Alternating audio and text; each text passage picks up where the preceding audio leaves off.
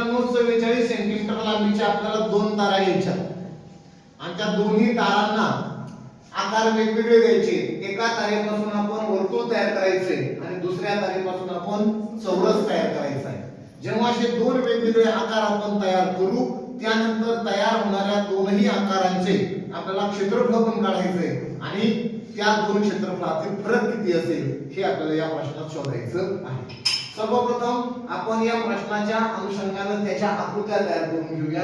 पहिली आकृती अशी तयार होईल की ज्यामध्ये 44 सेंटीमीटर लांबीची तार वापरून त्या ठिकाणी त्याच्यापासून आपण काय बनवतोय वर्तुळ।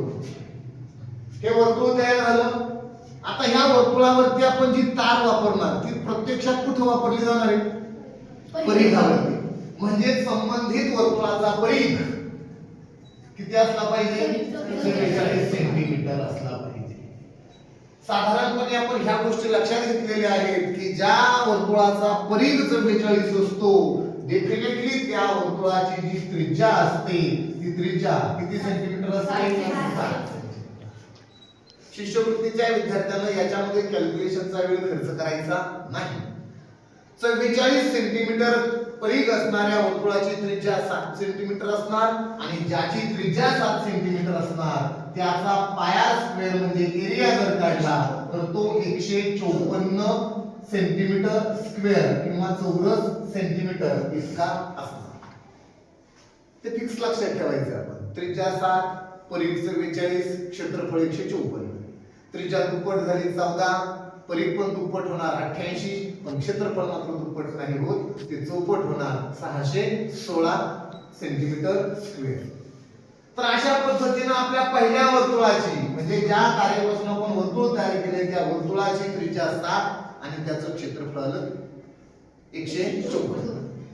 त्याच पद्धतीची दुसरी तार आपण घेतली त्या तारेला आपण अशा पद्धतीने चौरस आकार दिला आणि ज्यावेळेस आपण त्याला चौरस आकार दिला तेव्हा त्याच्या चारही बाजू सारख्या आल्या चारही कोन काटकोन आले। एकच मिनिट बघा आणि हे चारही बाजू सारख्या आलेल्या ज्या असतील त्या चारही बाजू 44 टोटल जर असेल त्याची तर प्रत्येक बाजूची लांबी किती येणार 11 सेंटीमीटर।